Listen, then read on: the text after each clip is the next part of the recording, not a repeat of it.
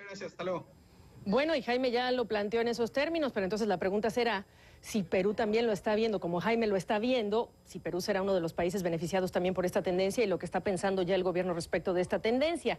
Su ministro de Economía, Alonso Segura, es nuestro invitado. Él está en Washington. Ministro, una primera reacción sobre esta ampliación, oportunidad que le representa a su país. ¿Cómo está? Buenas tardes, Gabriela. Muchas gracias por la invitación. ¿Qué oportunidades ve usted ahora con esta ampliación, el tema del gas, el petróleo para Perú? Bueno, yo creo que nosotros somos un exportador importante de gas natural sobre todo, y efectivamente somos un país integrado al mundo.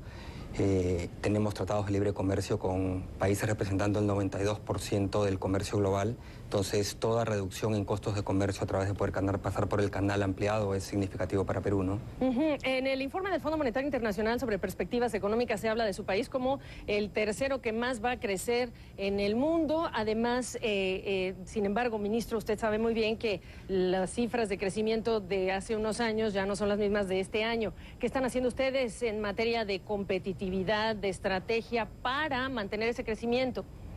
Sí, mira, Gabriela, estamos haciendo varias cosas.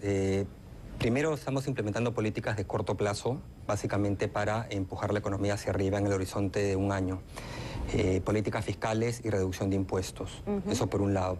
Por otro lado, como dices, estamos implementando una serie de medidas que son inversiones fuertes en capital humano, inversión muy significativa en cierre de brechas de infraestructura, y tenemos agendas de competitividad, de diversificación productiva, ¿no? Entonces es básicamente el mapa de temas que estamos trabajando, y estas últimas que te menciono apuntan a generar mayor productividad y competitividad en la economía para elevar la tasa de crecimiento potencial en el mediano y largo plazo. Cuando se habla de su país y de competitividad, dentro de los desafíos que ven los empresarios, uno de ellos toca a la burocracia, por ejemplo, el tema de la infraestructura y el tema de la corrupción. Son entre los 5 más mencionados. En el tema de la burocracia, ¿qué es lo que está haciendo Perú para no solamente mejorar el ambiente de negocios, que eso tiene que ver mucho con las ventanillas, pero incluso para tener los cuadros técnicos necesarios, y no solamente en Lima? Sí, mira, en términos de ambiente, clima de negocios, si bien tenemos mucho para avanzar, de acuerdo al ranking del Banco Mundial, estamos segundos en la región, un puesto después de Colombia, ¿no? Pero sabemos que tenemos que seguir avanzando. En términos de burocracia pública, hemos implementado una serie de reformas en el servicio civil y en otros sectores, en magisterio, en salud, en policías y militares, básicamente para introducir la lógica de evaluación en función de resultados, remuneraciones y ascensos en función de resultados. Todas estas reformas están en plena etapa de ejecución y son un mecanismo para introducir justamente capital humano al sector público y rendición de cuentas y prestación de servicio a los ciudadanos. Ha habido una inversión fuerte de recursos públicos en estas reformas. Por el otro lado, capital humano también estamos incrementando sustancialmente. Básicamente, durante esta gestión de gobierno vamos a haber duplicado el presupuesto del sector de educación. Estamos invirtiendo en los jóvenes del Perú. Pero a veces no es la cantidad, sino la calidad. Y aquí la pregunta es, ¿cómo está enfocando la estrategia en términos de calidad de la educación?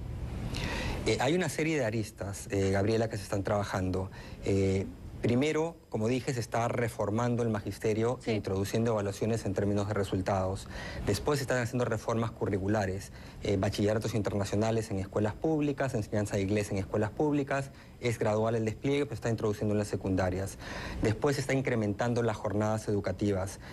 Parece increíble, pero no se tenía jornada educativa, por ejemplo, secundaria completa, porque no había infraestructura. Entonces entra la otra arista de fuerte inversión en infraestructura para tener locales educativos adecuados. Y por último tenemos un programa muy significativo de becas académicas también, para poder continuar con la educación de los jóvenes y hacer los estudios superiores. Esas son algunas de las aristas en las que estamos trabajando. Ahora, ministro, en un momento en el que se crece menos, hay que ser más estratégicos con las decisiones en términos de la infraestructura. Yo le quiero preguntar cuánto esas decisiones hoy día están reflejando una futura reducción de costos, por ejemplo, en términos de transporte para las empresas. ¿Qué tipo de proyectos están priorizando?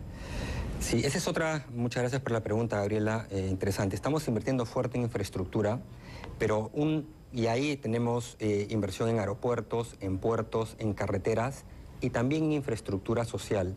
El monto de, por ejemplo, asociaciones público-privadas que hemos concesionado en los últimos 2-3 años supera los 20.000 millones de dólares, que es significativo para la economía peruana, es más o menos 10% del PBI. Entonces ahí estamos invirtiendo en conectividad, también en desplegar fibra óptica a nivel nacional. Eso por un lado, pero por otro también lo que nos hemos dado cuenta es que hay barreras para desplegar la infraestructura y hemos montado equipos y estrategias destinados a reducir los trámites en la economía, lo que llamamos tramitología o el red tape. ¿Qué le preocupa más, ministro, de aquí a diciembre y lo ocupará más de todo lo que hemos hablado?